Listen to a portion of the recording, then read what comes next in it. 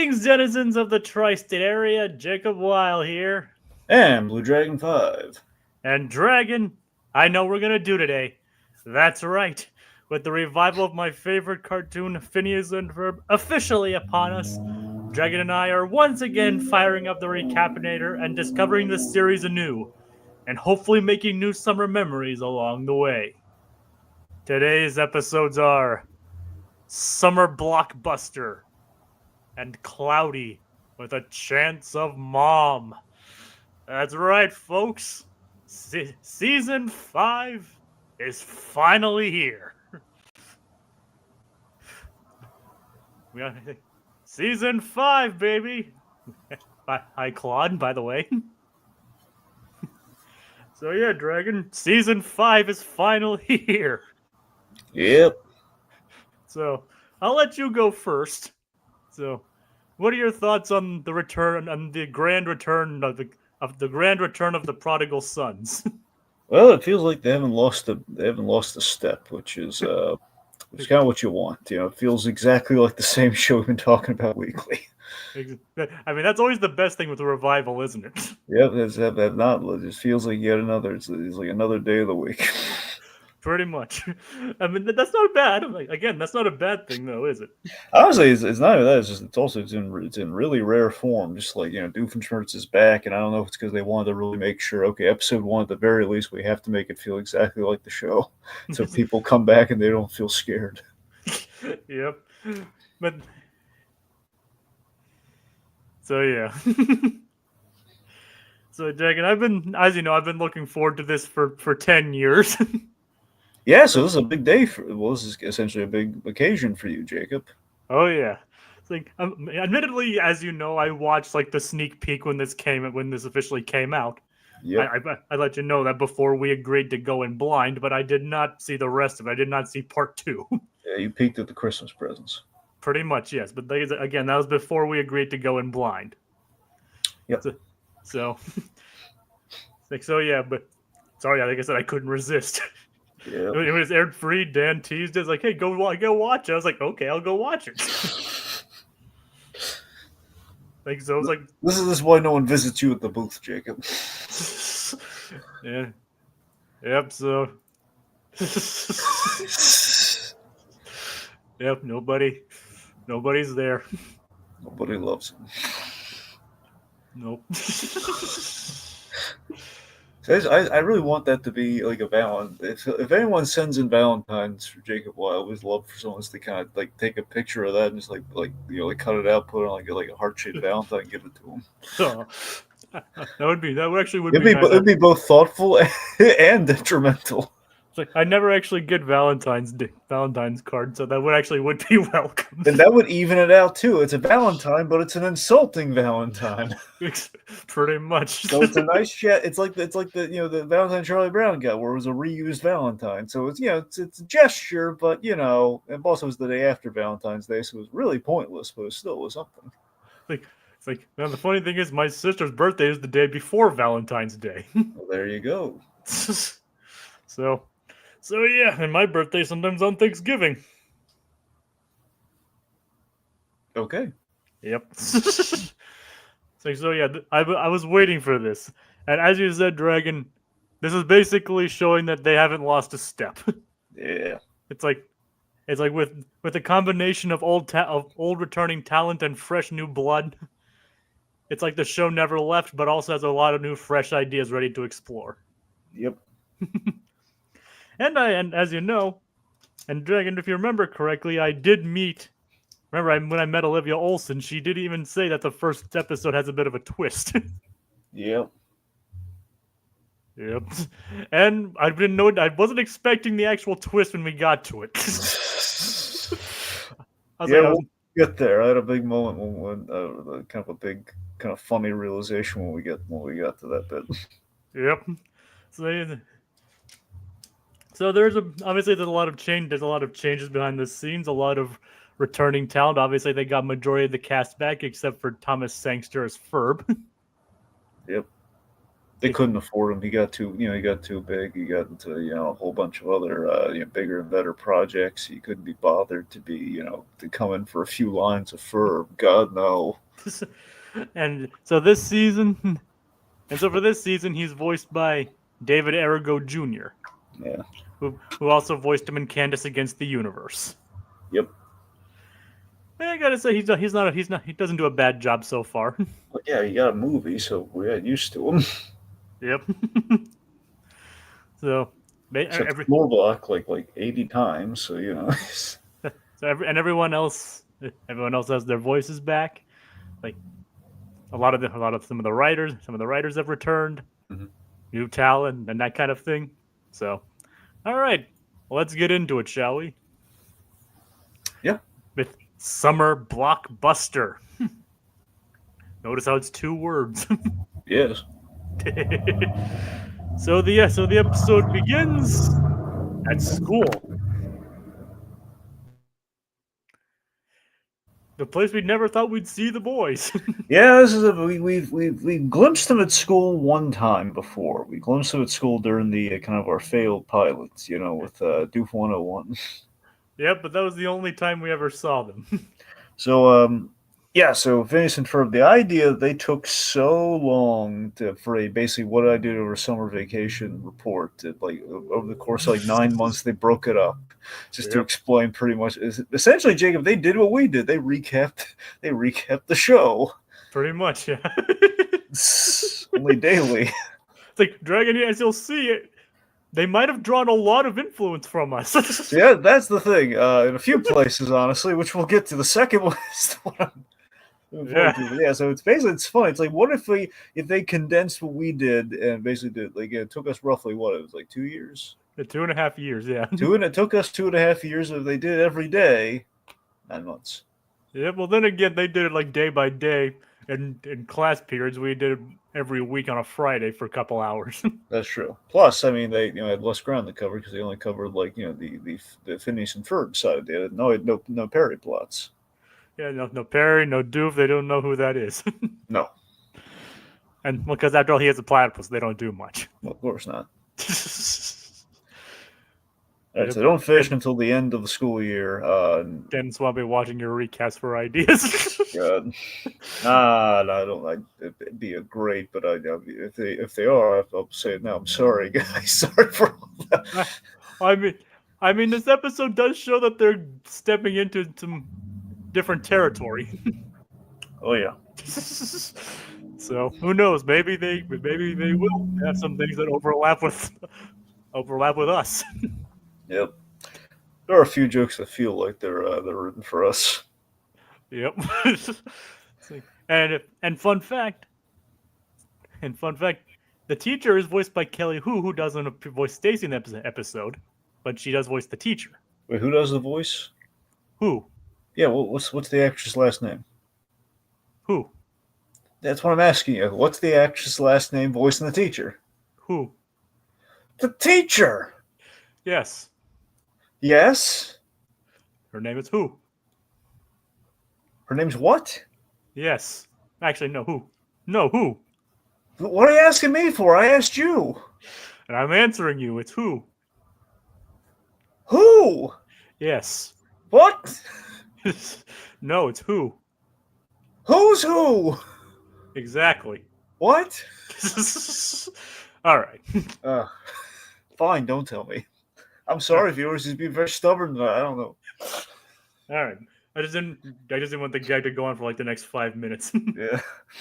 But in a more heartwarming matter, the teacher is actually based on Swampy's daughter, Jenny Morosky, who is actually a teacher. Swampy's daughter is that old already? Like that. Yeah, I mean, I don't know how old she is, but No. I said she's just based on her. Okay. It's crazy how time flies. Keep in mind the show originally came. They started working on this show in like 2005. Okay. It's like 20 years. Yeah. So and I don't know how old she was at that point, but she apparently is a teacher now. And But no, that's great. No, seriously, that's really good for her. It's... And Jenny, and obviously the namesake of the character Jenny in this show, and Dan Swampy clearly decided to honor her that way. Very nice. Yep. So clearly Phineas is already in the mood for summer vacation. Yeah, they're basically. It feels a little. It reminded me a little bit of like, because of course, obviously in the recap they end on like the finale of season 4 and everything, which I felt was a really nice, natural way to kind of like just remind folks where we left things. Yeah. And of course, our song does. We have the last day of school song, and just kind of waiting for the clock to tick. It reminds me a lot of Recess, School's Out, the opening of that movie. Yep. I haven't seen School's Out in a long time though.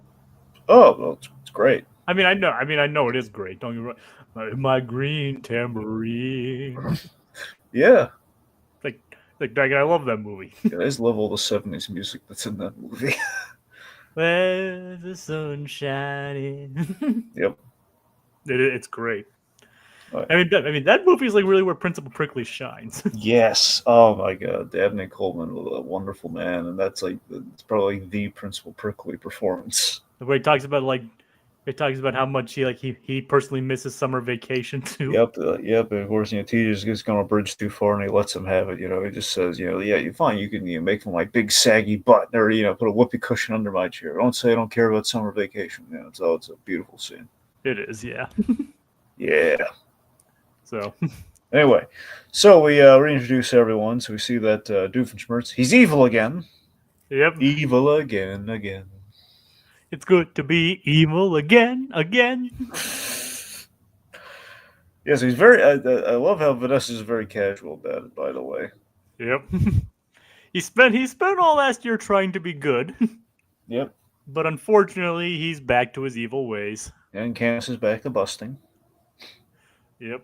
It never stopped, but it was kind of tempered after Candace versus the Universe. Yep. Summer starting right now reminds me of What Time Is It from High School Musical 2. Yeah, kind of does. Which remember, this show actually initially premiered after High School Musical 2. High School Musical 2 had a lot of good bits in it. It's probably my favorite High School Musical, to be honest. I mean, I don't think I ever saw the third one. I saw the first two. To be fair, I never saw Senior Year either. Yeah, that's the thing, because it's the whole idea of getting out of high school. What's the point? It's just kind of. And it was released in theaters, and I didn't want to watch High School Musical in theaters. High School Musical 2, though, it was very, it was the whole summer. I don't know, like the whole summer, it was very much kind of the very Disney Channel kind of Caddyshack kind of vibe to it, which I kind of liked. It's just a country club kind of thing. They're all working there. It's just kind of feels very kind of like very shenanigans-esque. Yep. Yeah. Didn't have much of an ending. I think it was all build up until like an ending of like, okay, well, we have to get an excuse from the sing. It just feels like, Yep. Not really much there. But again, Ashley Tisdale, though. Yep, Ashley Tisdale's in that. She got the shine in the sequel. I felt she shined more in the sequel than she did in the first one. But yeah. And remember in Sweet Life of Zack and Cody that was airing around the same time. It's like everyone says that. Where Maddie's like, everyone says I look like Ashley Tisdale. It's like, I don't see it. That's funny. Yeah. It's still really funny. It is. And remember, they didn't even cast Candace because of High School Musical. They just cast her because she gave the best performance as Candace. Well, yeah. It's like, so it was only after like there's like, hey, she's in High School Musical. Like, wait, really? And fun fact, apparently this song was choreographed by TikTok dancers Costa and Mayer. Good for them. Yes. Which is kind of rare for an animated series to have choreography in the first place. Oh, true. Well, it's not impossible. I mean, we've seen very, very memorably Goofy movie. I said rarely. Oh, yeah. And that was, again, movie, not... Again, that's a movie, not a TV series. Fair point. Well...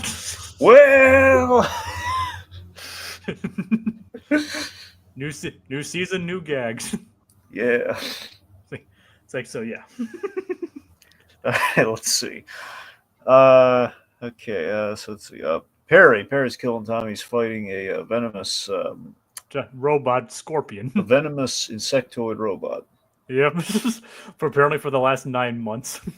This joke made me laugh so hard. I just love that. After he kind of shuts it down, he just kind of shuts that. It looks like it's a training program, but he goes away and like the cat and a scorpion just like knocks over a cactus out of frustration. He's like, Like ah, yeah, that was great. like humph, that kind of thing. Like I said, Doofenshmirtz, he's evil again. He's changed his status on social media, so it must be true. Yep, he's evil again. Again. It's good to be. All right. It's bad to be evil again. Again. We're gonna be so sued by the end of this.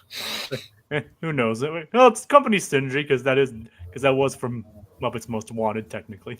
That's true. Can you imagine that version of that song, anyway? Can you imagine if they made like a Doofenshmirtz hand puppet? Can you imagine how funny that would be? That would be great. And you know what you could do with that hand puppet? What? You could doom your friends. And get a nickel. Boom! And get a nickel. Yep, that's the thing. You doom, you get a nickel every time. Free money. Yep, might just happen twice. They might just end up with 2 nickels, but still, 2 nickels are rubbed together. Yep, it's weird that happened twice, right? Well, yeah. All right, so block party. Yep. So they're trying to come up with different ideas, like bumper cars that fly, bread ball hot tub, large cotton candy machine, bread ball hot tub. So Ferb's like feverishly, taking these down the old drawing board. And then like soupy jacuzzi and a loaf. Anyway, so it's like, oh boy, which one do we do first? And Candace says, why don't you do all of them? And he says, yes, it's a great idea. And of course, like, oh shit, they can't all possibly disappear at the same time. So Candace is thinking smart here. Like, okay, of all the things, they all can't disappear. They build like multiple amazing things. Plus, we're opening big on our pilot episode for season 5. Yeah, except the bread bowl hot tub. They don't build the bread bowl hot tub. Well, not that we see. Nope. I imagine they had it and then Buford ate it. I remember, but it'd probably be a big bread bowl hot tub though, considering these guys. I stand by my previous statement. Well, who knows? We'll see. Well, no, we won't see. He ate it. Well, anyway, I think if they would have made it, we probably would have seen it. Well.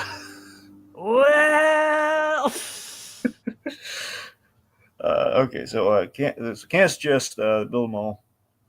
I love the idea of the block party, by the way. Because the block party is kind of like a carnival. It's very summery. It's kind of mixed in with the neighborhood. We're covering a lot of really good stuff there. And Linda has approved this, saying, she wanted the boys to spice it up. Yep. Lawrence is taking care of Lawrence is manning the pie booth. Irving has a kiss me booth. But then he has a hug me booth. Because he's just getting more desperate. So I love it scratched. He scratches out the kiss. He writes hug.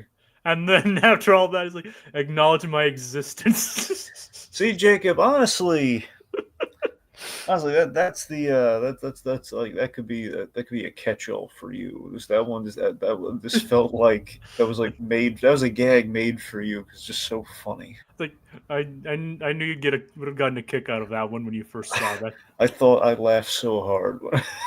Acknowledge my existence. Acknowledge my existence, which I mean, Jacob, that is you to a T, man. In the best of ways, that is like, oh my god, like that's that sums it up. It's such a you joke. That's what makes it great. It feels like something you would say. Acknowledge my existence. Exactly. I feel it. Feels like your new catchphrase. Maybe I should just keep saying that in the future. Acknowledge my existence. It's funny. Tiki and I, we talked to Cat Dog. Which I don't think we've ever been able to properly talk Cat Dog before. Which I just realized Dan actually worked on. Yes, and he worked on that episode too. Oh, nice! I didn't know. He directed the Christmas episode. I didn't actually know that. Yeah, it was really good too. What was the name of the episode? A Very Cat Dog. You made the thumb. It's A Very Cat Dog Christmas. All right. I didn't actually know. What a coincidence. Yeah. I mean, did you know that before you did the episode? I mean, I knew he worked on Cat Dog. I think I was when the episode started, like, oh my god, he did this! How serendipitous! Yeah, it's kind of weird, but as you were saying, sorry. No, yeah. So we were talking about. I kind of told Tiki that for years since we kind of talked to each other the first time, I've always kind of hit on this early on that he always reminded me of a character from Cat Dog. It was Who's reminding that? me of Mr. Sunshine. Always felt like if you put Mr. Sunshine in a Hawaiian shirt, bingo. Mr. Sunshine? Yeah, basically, Mr. Sunshine. I joked to Tiki to his face, so in case anyone's worried, I joked to Tiki on the podcast that basically Mr. Sunshine sounds basically as a character. He looks the way Tiki feels. Like in a nutshell, he just basically just kind of sounds and looks the way Tiki feels sometimes.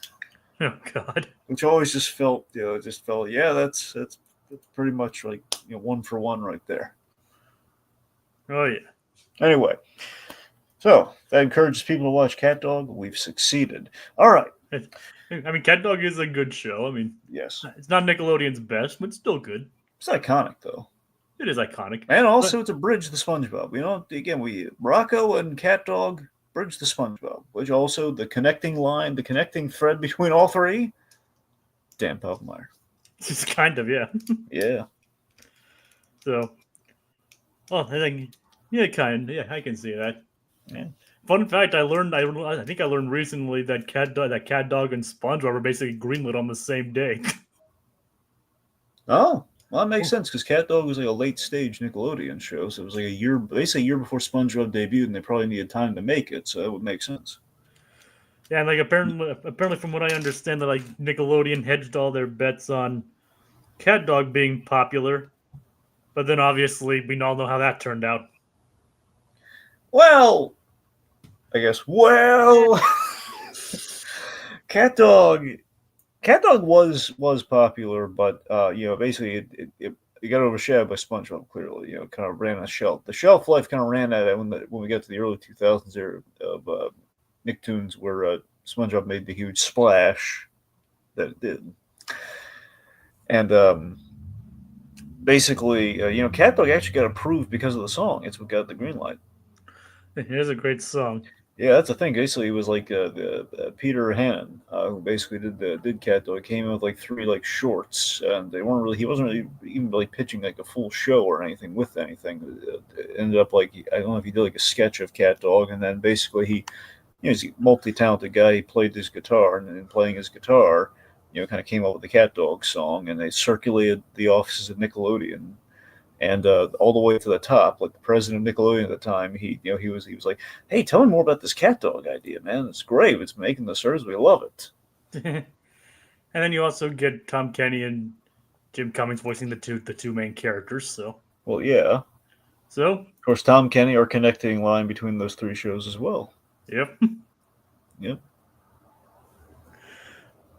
Kind of a small world, early Nickelodeon. It's also kind of a nice like stages of SpongeBob. If you really look at it, you kind of have Heifer, and then you have Dog, who's a little closer to SpongeBob, and then you have full-on SpongeBob.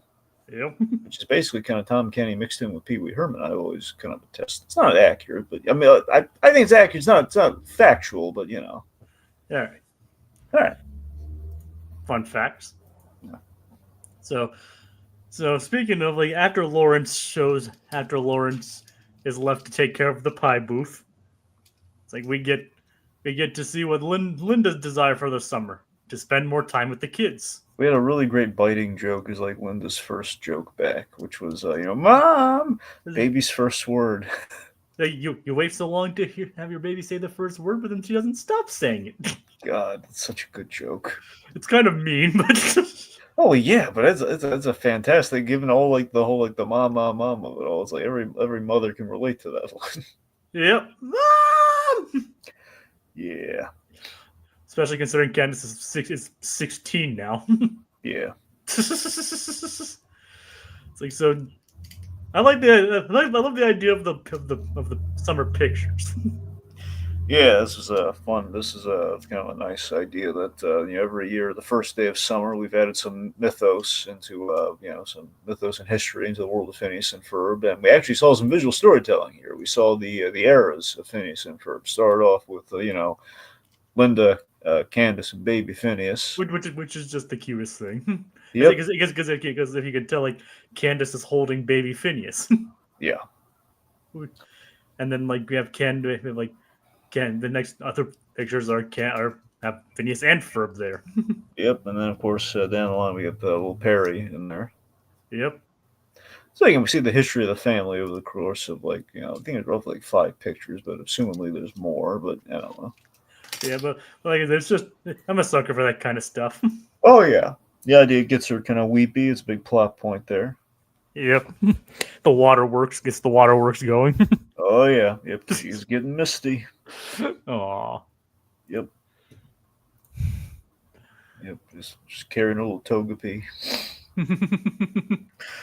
Anyway. Oh yeah, you've been watching through Pokemon.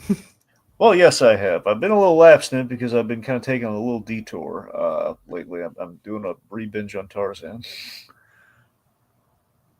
Tarzan? Yeah, Legend of Tarzan. Oh, where'd you find it? Well, I have the DVDs from way back. Well, yeah, not. I know what you're thinking. No. These are like bootlegs I kind of got for way back when. So again, for the shows that I knew for a fact they would never put them out. So I had bootlegs from for all the greats. So before Kim Possible, before there was a Disney Plus, I have Kim Possible. I have Buzz Lightyear Star Command. Okay, at least you can watch that. That's what I'm saying. So again, that's why I'm at the very least I will always have Buzz Lightyear Star Command. But so we got Buzz Lightyear Star Command, Kim Possible, Legend of Tarzan, and it's not a Disney one, but I have Jackie Chan Adventures as well. Oh, nice. And of course, technically, I have Megas XLR through it. It's a little bit more of a graduated means. It actually comes in a case versus like little like envelopes, but Anyway, yeah. Nice.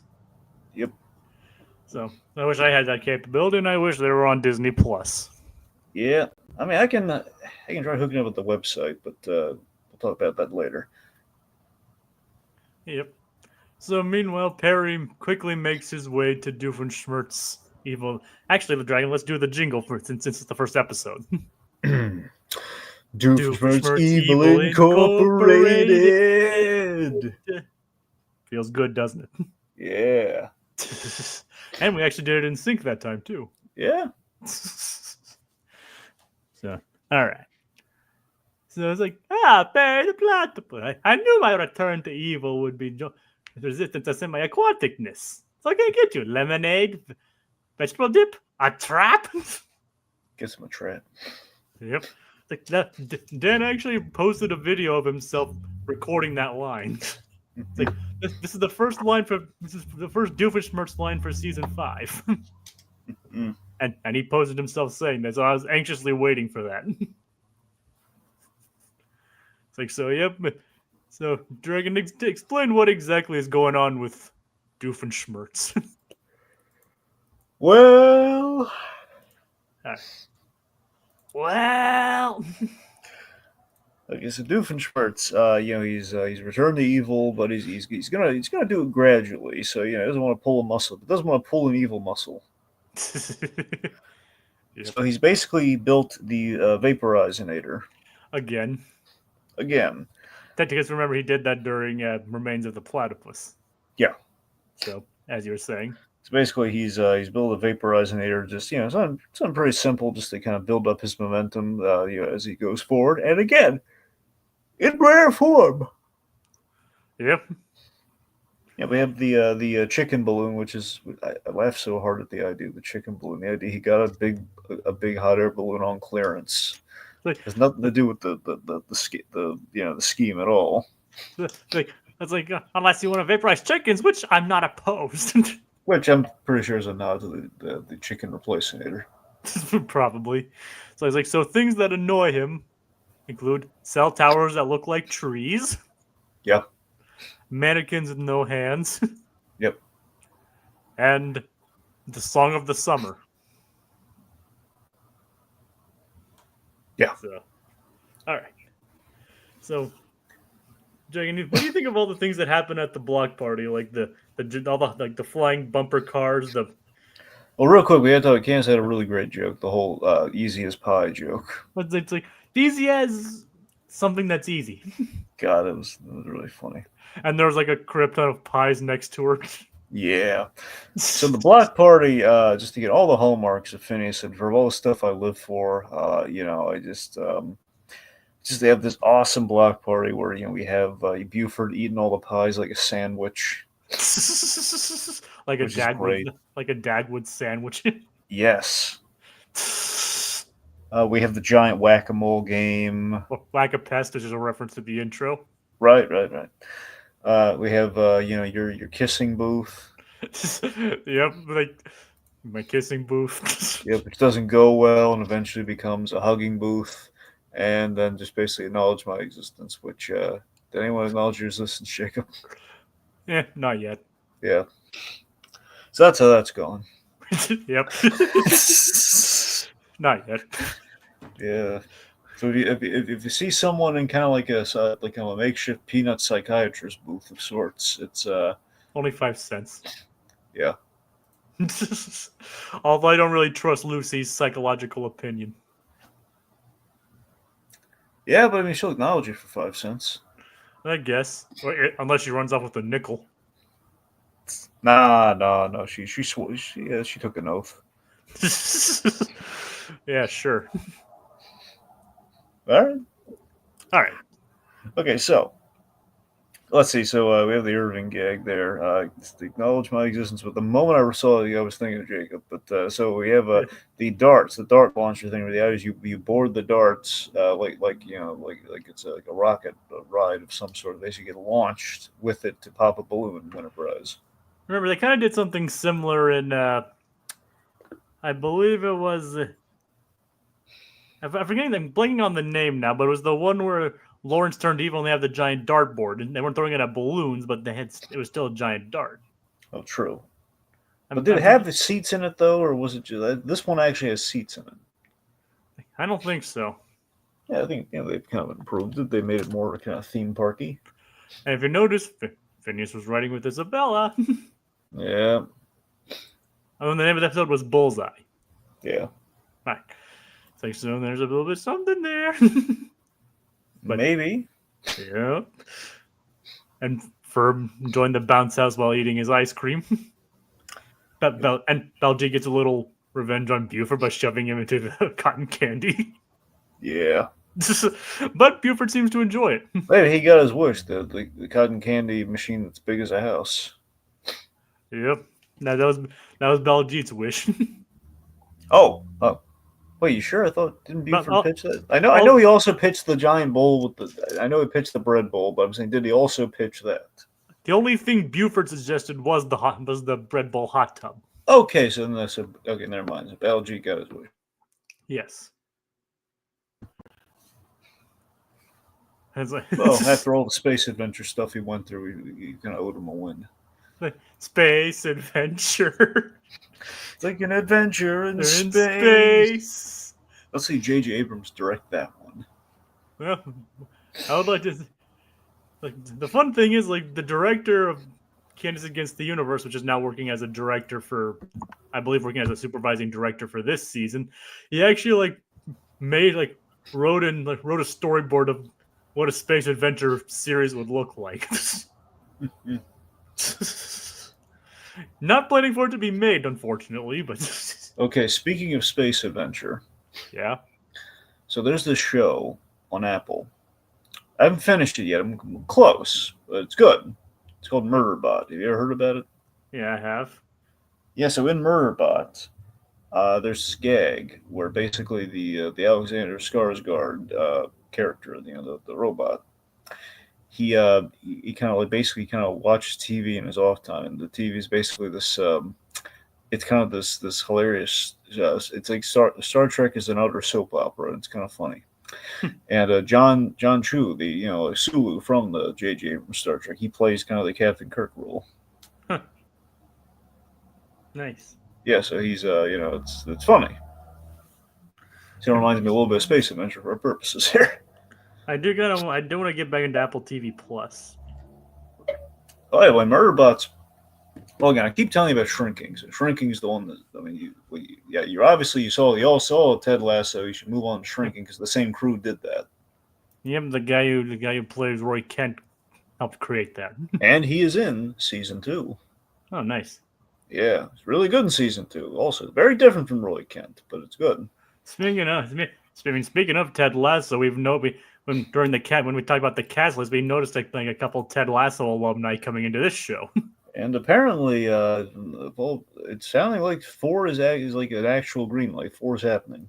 Oh, really? Yeah, but they've acknowledged, very gonna feel very different. And that should be interesting to see how it goes. Yep.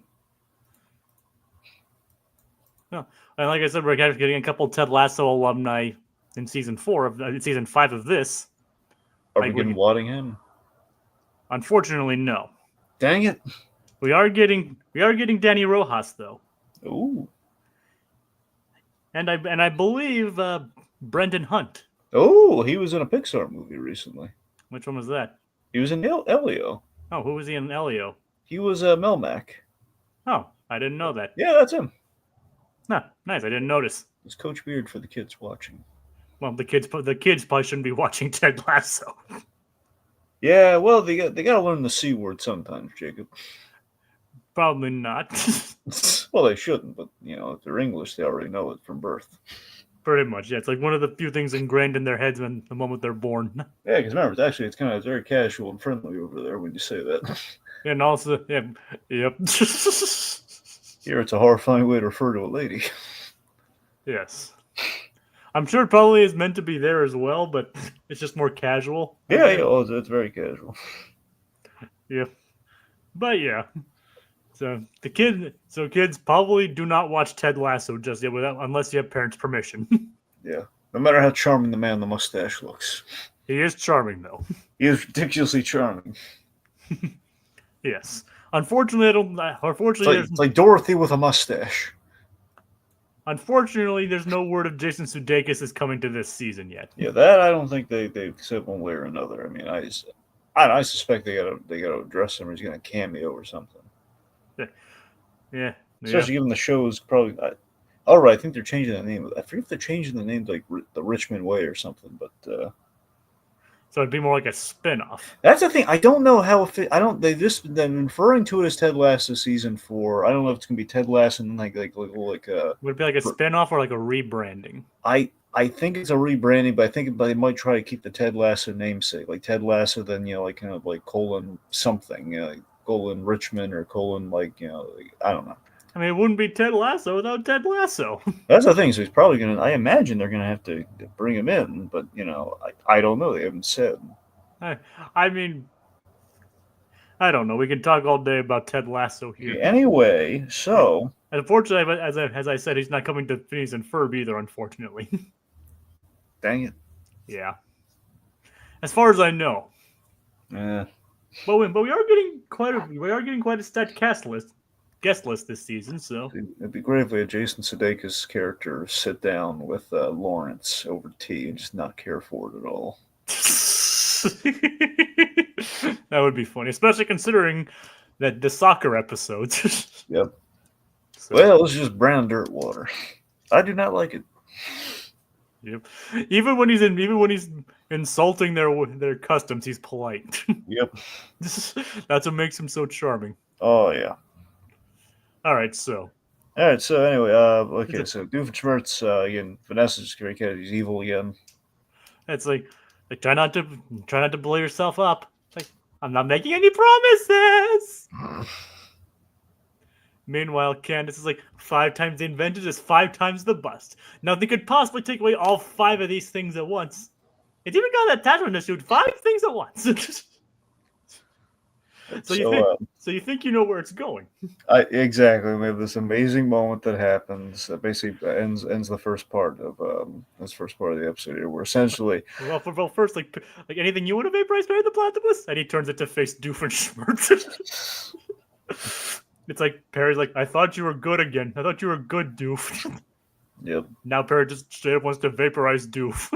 Yeah, so the action on Perry and Doofenshmirtz is great. It's really good action. That's what I'm talking about. They haven't lost a step. It's kind of like that. This is going to be an odd comparison, but for where we're going, it might be appropriate. Yeah. Um, It's like this just feels like it's almost like remember that scene in Dark Knight Returns, the animated movie, which Jay, you did eventually see that one, right? I saw it a couple years ago. All right, what was it the comic you haven't gotten to? Yeah, I haven't read the comic. All right, okay, yeah. So yes, the animated movie. It's like that scene where Batman Joker kind of see they basically part two or like the second half, however you want to watch it, but. Batman Joker, they finally interact after all the build up, and it's just they go into the old rhythms, like almost like the never ending dance that it is. It's just like, oh guys, like the action they live to fight each other. It's like kind of Perry and Doofenshmirtz here. And then of course the infamous tunnel of love scene.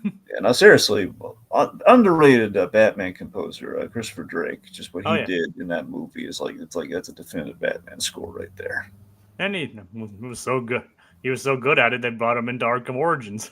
Well, yeah, and that also had a really good score. Exactly. I mean, the Joker version of Carol of the Bells is haunting. Oh yeah. All right. So they're fighting, and of course, when they fight, traditionally what happens, as per formula, as we're used to, is okay. So the vaporize-inator is going to go around. It's going to vaporize all the things, and and so just as Candace brings out Linda, everything's going to disappear. So Candace brings Mom, just turn your head. Just wait a moment, Candace. Linda gets zapped. Jacob, do you know what time it is? I definitely know what time it is, Dragon. It's Gritty Reboot time!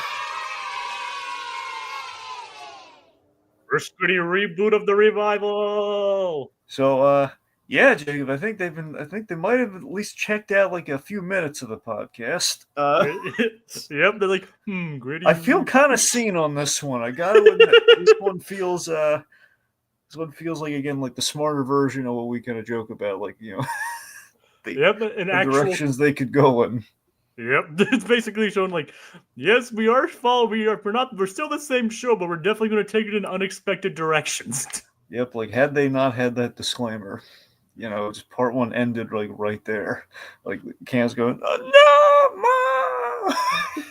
Yep. It's Linda has been atomized and like vaporized right before us, but thankfully it's more like a Doc Brown kind of thing, like at the end of Back to the Future 2. She's gonna be okay.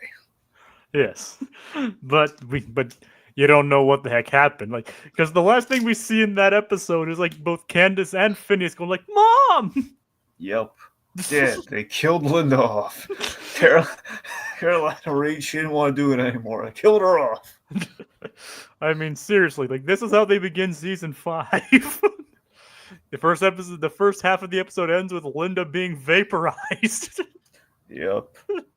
Oh, it's just so crazy, and again, it feels like the makings of a gritty reboot for sure. Yep. It's like, hey, they watched us. I said, remember, as I mentioned, Olivia Olsen, when I met her, did tease like a twist at the end of the first episode. You should have asked her if it was going to be gritty. It's like I told her about the gritty reboot too. Oh. Unfortunately, I don't think she watched us. Nah.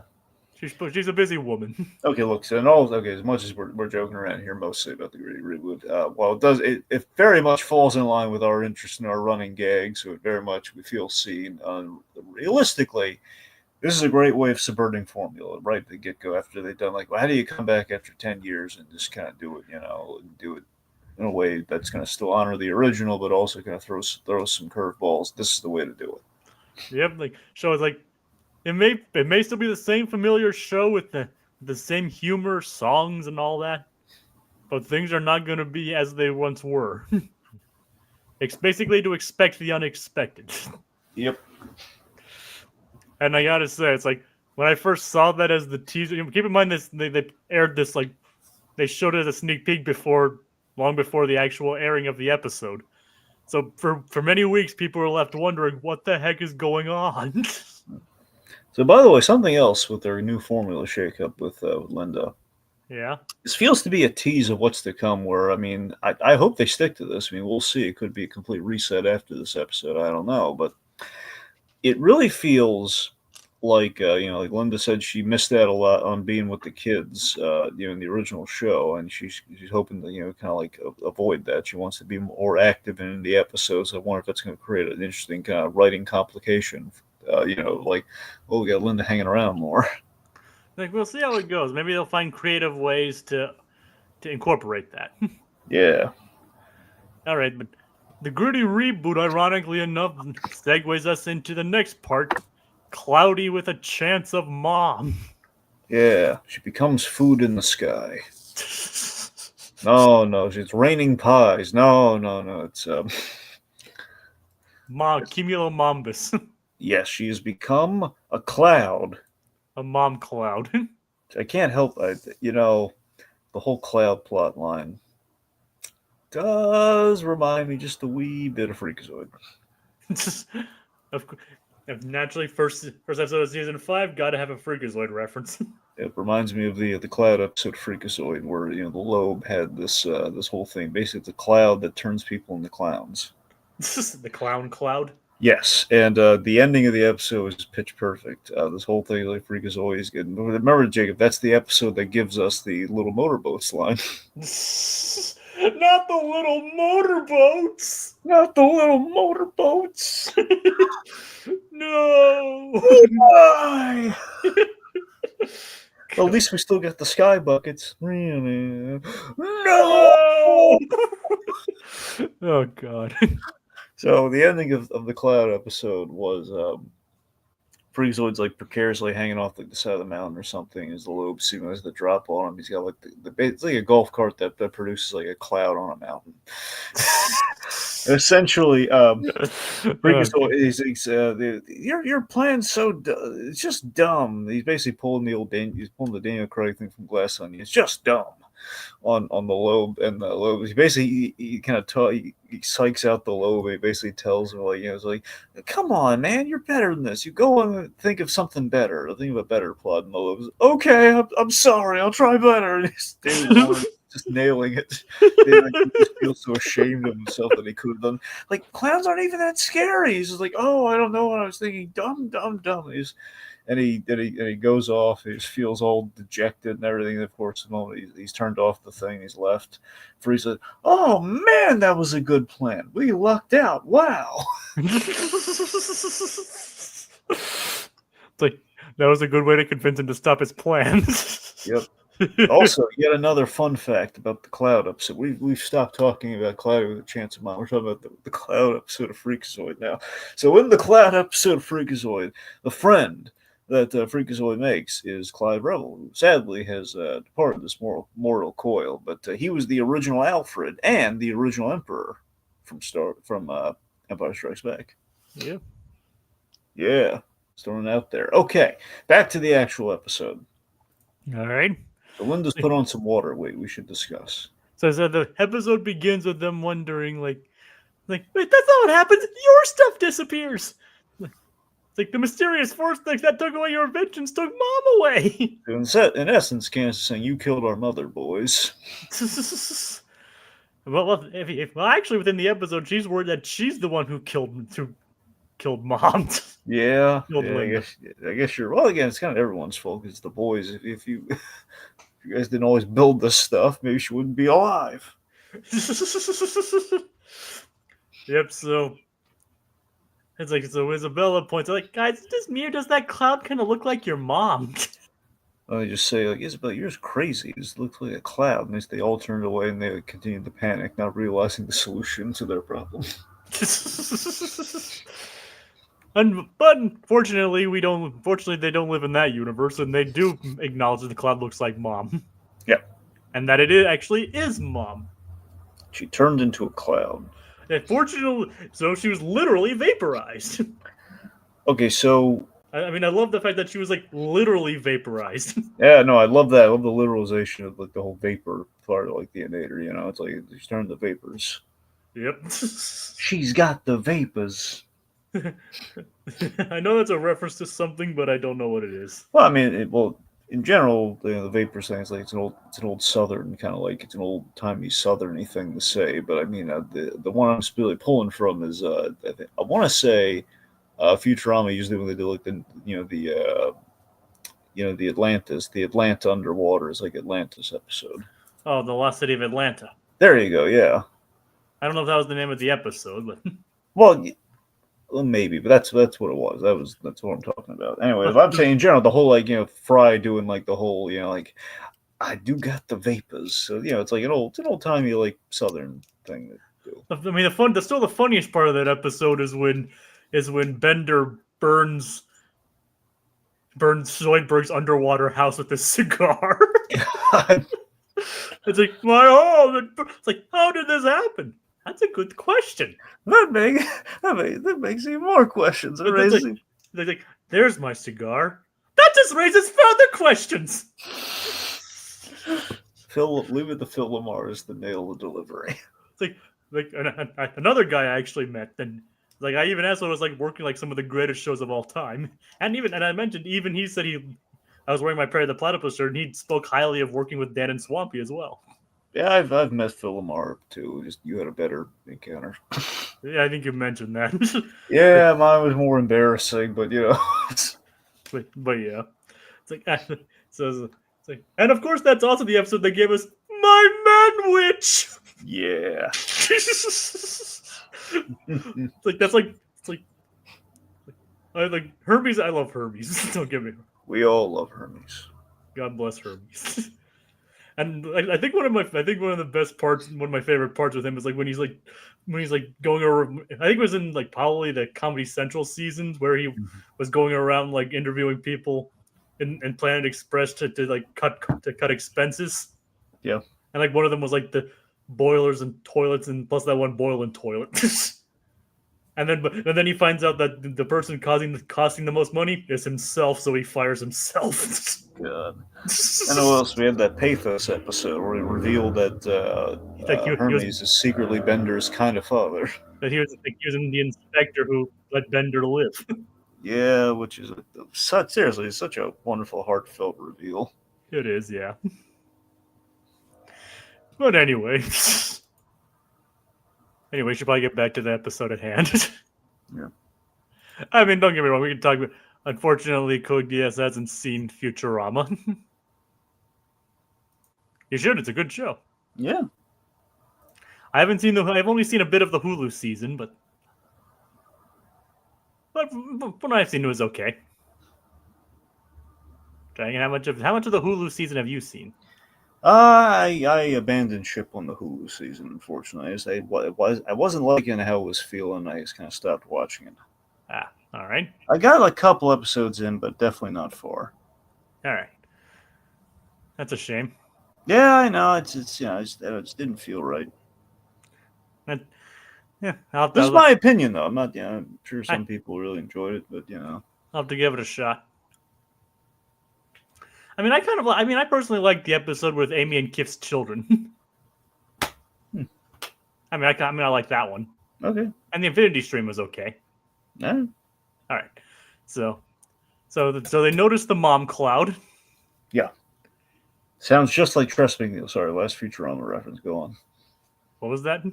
I said, sounds just like Trust McNeil, but no, never mind. Last Futurama reference. Unfortunately, I don't think she's ever been in Phineas and Ferb, though. Wait, really? Yeah, I don't think so. Oh. Okay. We also haven't had Billy West in this yet either. Hmm. We have had Phil Lamar though. Well, yeah. So they try and come up with an idea, gather everything they need. So, Dragon, what exactly is their plan to get the mom cloud? Well.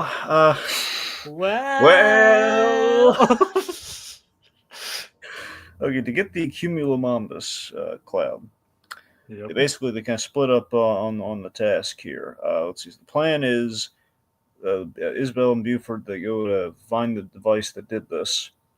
Baljeet works on the weather device to reconstitute Linda.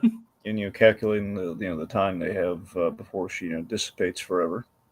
Yep, and he's kind of salty that his science project only took second place.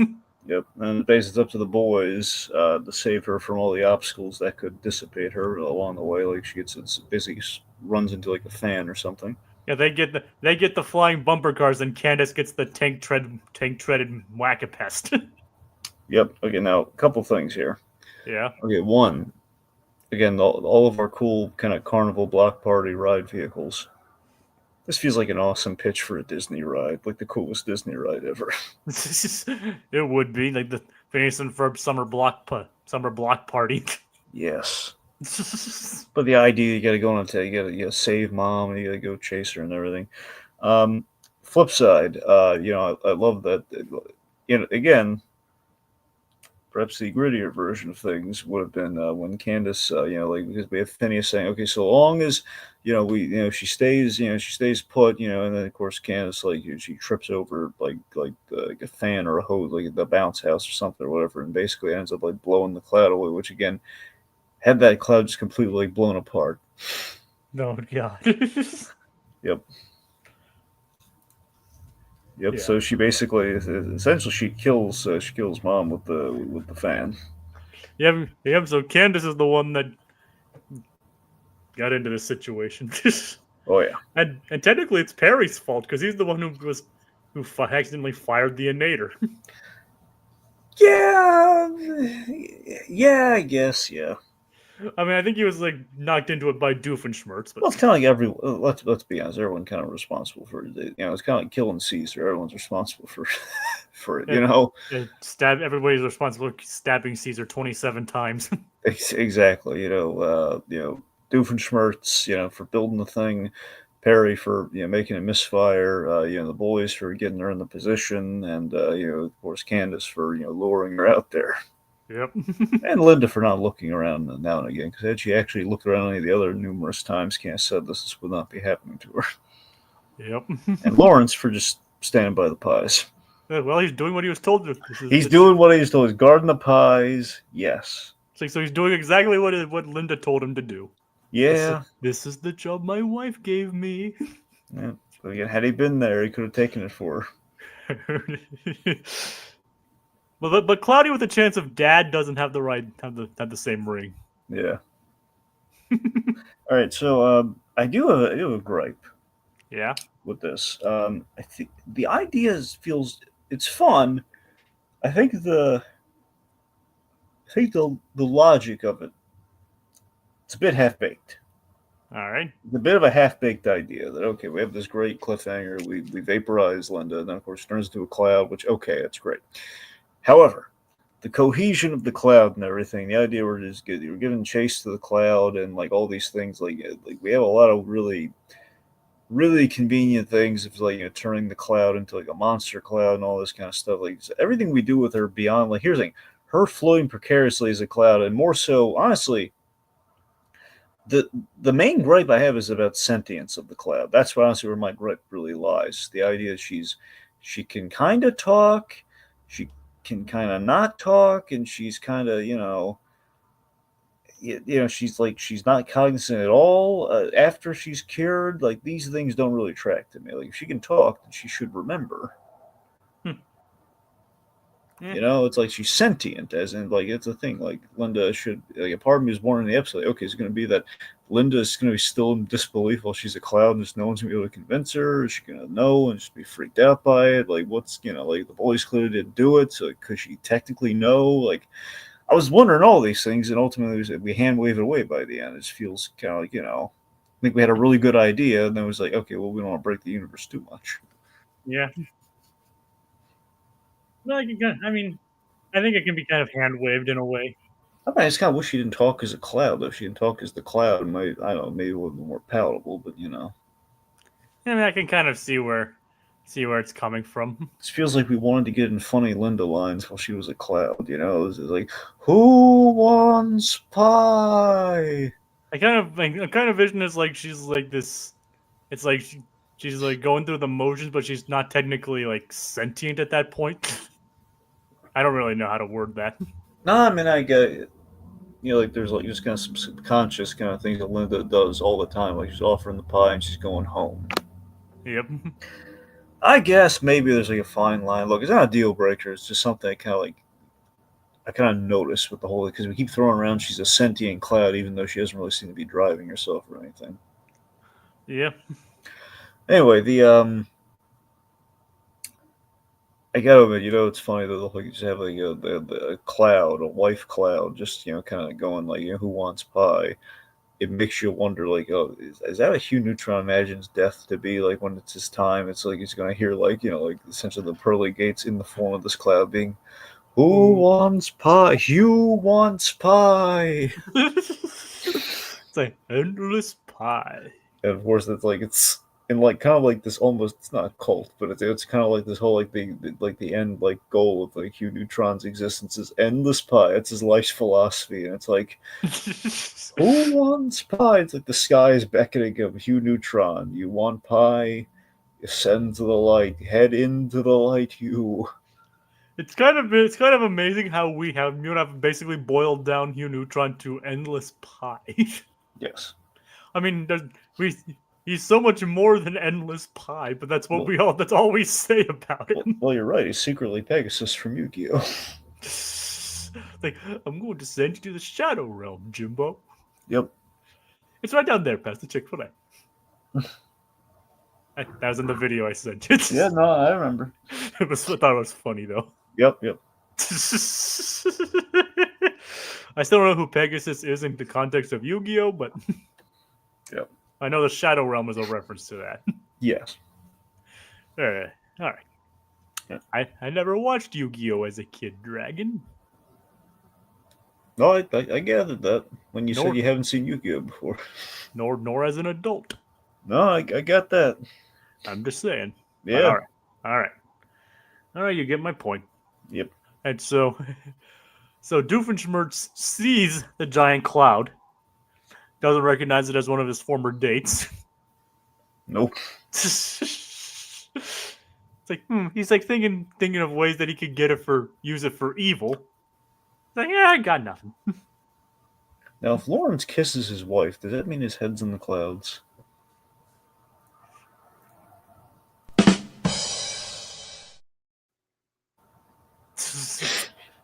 Yep. I suppose it does. All right.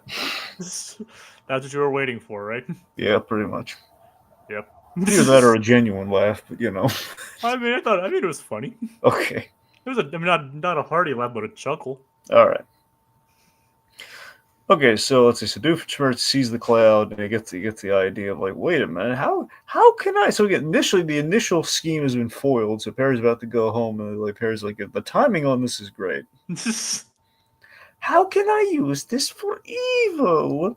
And then Perry just looks back at him, and then takes off his jetpack. He knows I can't go home yet, can I? It's like, I got nothing. And then Major Monogram calls. This is a new trait that we've given him, thanks to Canis Against the Universe. Yep, as it seems. It's like, Agent B, Doofenshmirtz has created some kind of sort of living cloud, and we believe he may use that to turn into a huge storm to wash away everything he dislikes. Oh, that's a great idea! This Monogram is like an idiot on the... It's like, wait, am I on speaker? Yep.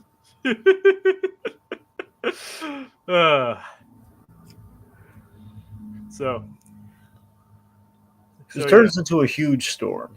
It's like, well, Doofenshmirtz later gets the idea, like thinking of how to actually utilize it. So he calls Monogram. So he calls Monogram. Didn't have to answer the phone, by the way. And did you notice the names on Doof's phone? No, I didn't. There are only 4 contacts, I believe. Like Vanessa, Perry, Monogram, and Poison Control. Oh my god. Yeah, that's a weird little detail. Well, you always want to have poison control and speed dial, Jacob. Yeah, I mean, especially considering everything that Doof does, yeah. Yep. Although you think you'd have more like burn control, better, like, burn paramedics on his hand more than considering how much he blows up. Well, it's cartoony physics, so just it's like coated in like soot and everything. He's dusted off and he's fine. Yeah, well, except for that one time when he set in Canis Against the Universe, where he set his entire lab on fire. Yeah.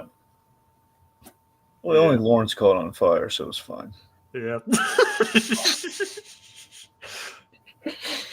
Yep. My So, pie is cooked. what happened to you? I have no idea. I have no idea. It's like so Monogram also gives him the idea of by making the cloud, hitting the cloud with a cold front, turning it into a storm. Thanks for the idea, Francis. It's like, why you? That's what Doofenshmirtz does, and Linda turns from a happy little cloud evading disaster thanks to her sons to storm cloud. And of course, what do you think of WindCon? I love WindCon so much. It's awesome. Again, you and I are, it feels a little bit like, oh yeah, the convention. Yeah, we're con men. Yep, we're con men. If you guys don't know, that's a reference to the Alan Tudyk show. Yep. Known as Con Man. Yep. Now who's who? That's the real question. Who's Alan Tudyk and who's Nathan Fillion? That's a good question.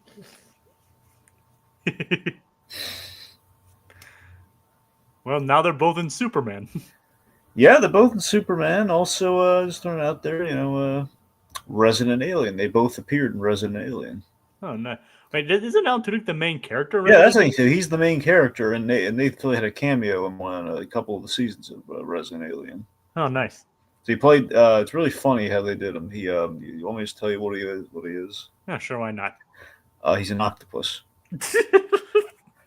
So the idea is like the descendants of his, or like some evolved like descendants of his alien species are like they kind of descend from octopus or octopi, or you know what I mean. And Octopeople. Yeah.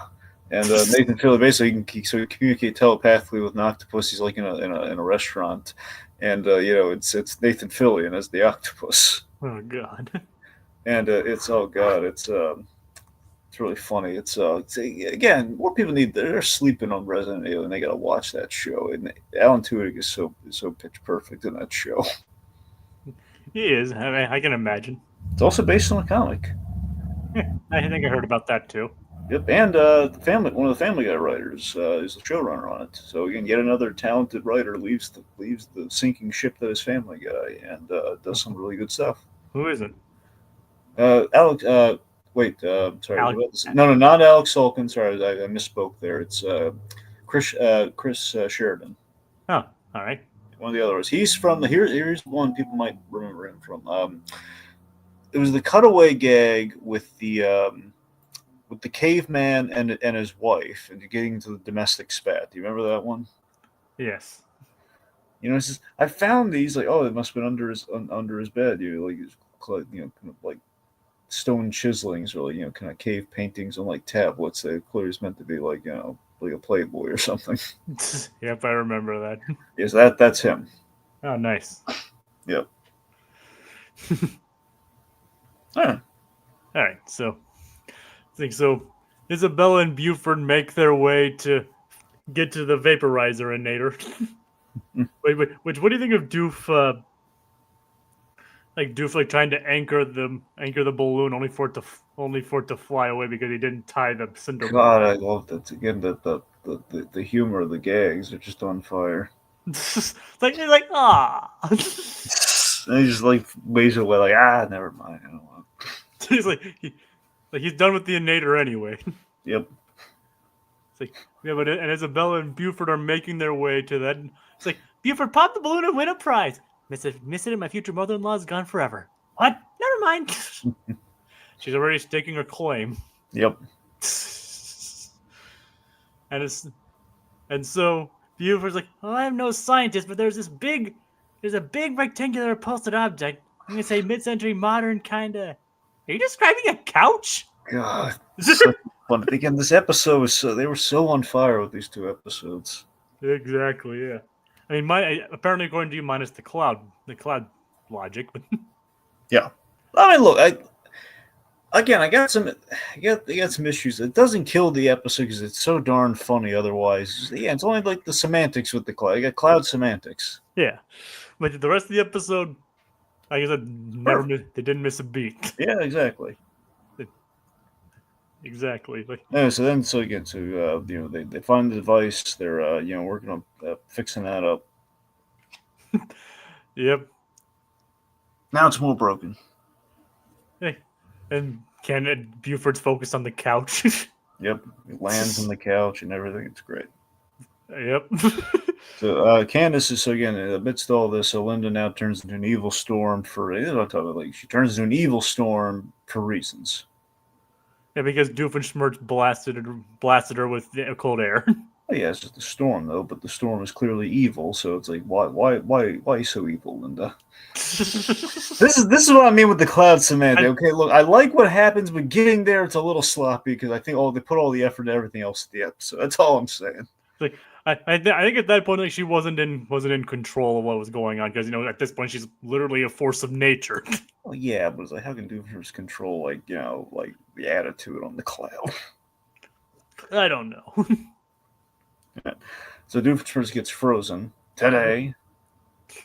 I was frozen today. I was frozen today, Barry the Platypus. I'm still frozen. Oh, can I get a coffee? Maybe a hot cocoa? Curse you, Barry the Platypus. Can we go to Starbucks?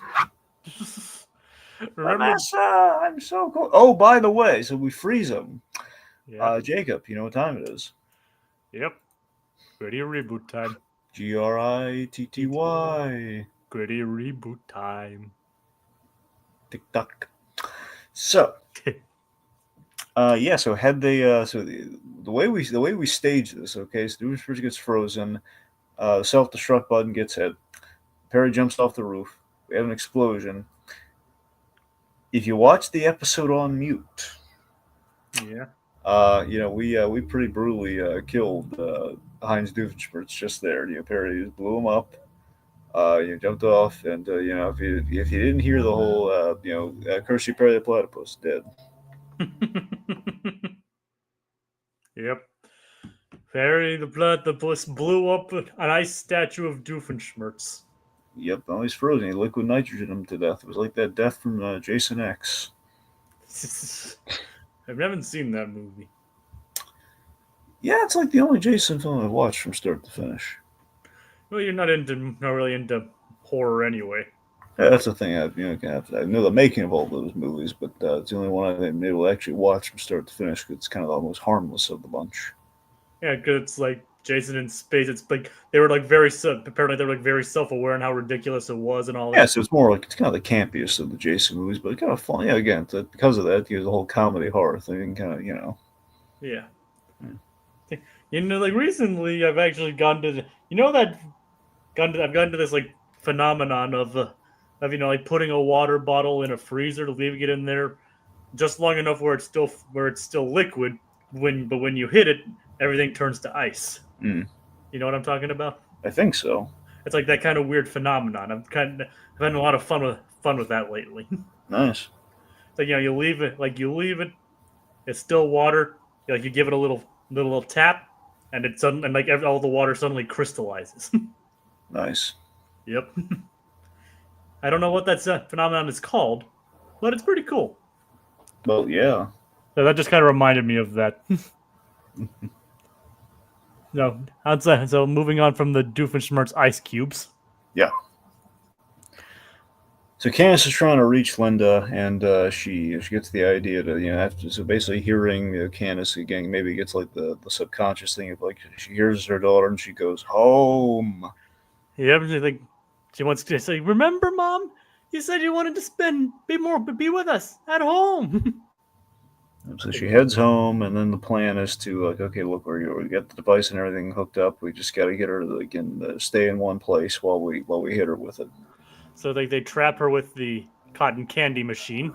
Yes, but the problem is she's put on too much water weight.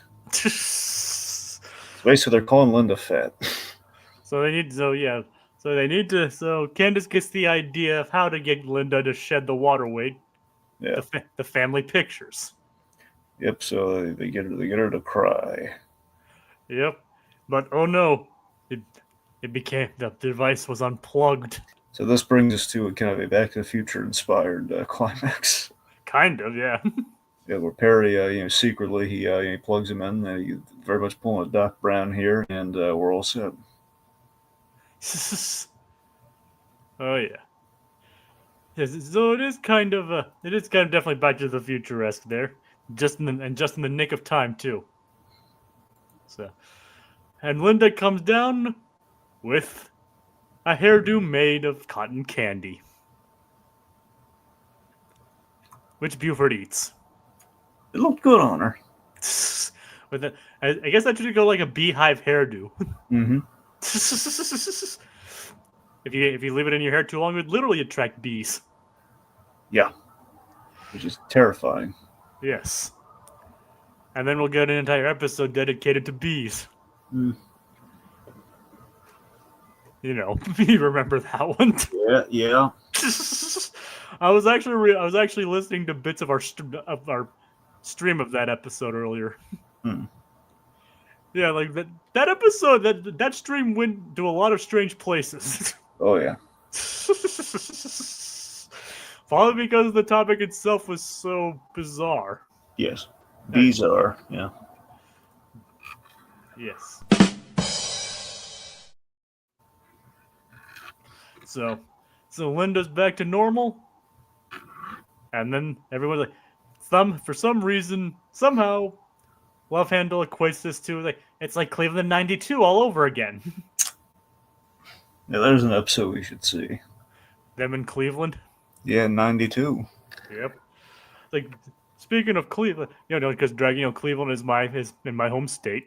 Really, you never mentioned it once. I had no idea. Well, I'm going somewhere with this, Dragon. Okay. You know how Superman was filmed in Cleveland? Yeah. And you know the scene at the end where Superman and Lois kiss as they after everything's over and they're they make kissy face in a very splash pagey kind of way. With in that building. Yep, with the giant glass roof. Yeah. I stayed at that hotel. Oh. Yep, when I was in Cleveland a couple years ago, I stayed there. When I saw the inside, I was like, wait. When I saw them like floating and kissing, I was like, I stayed in that hotel. Hmm. I was like, I recognize that. I don't know. I just wanted to wouldn't have another opportunity to bring that up. No, it's cool. Yep. I mean, I rarely recognize actual filming locations, and I did. I got to share a fun tidbit. I obviously I stayed there. I stayed there before Superman was filmed there, but I actually did stay at that very hotel. All right. It's like so. So Dragon, why don't you take us out? I mean, how does the episode end? All right, so we have Love Handle doing a little, doing a song. Let's see, we have then, we have kind of a tease of stuff to come, and we end on our money shot. There's Irving, animated Jacob gets a hug from Candace. When we do like the group shot. Yep. And Doofenshmirtz comes in on the guitar, like the end of the opening of Phineas and Ferb, essentially. We're back, baby. Yeah. And then he gets zapped and the episode ends. Yep.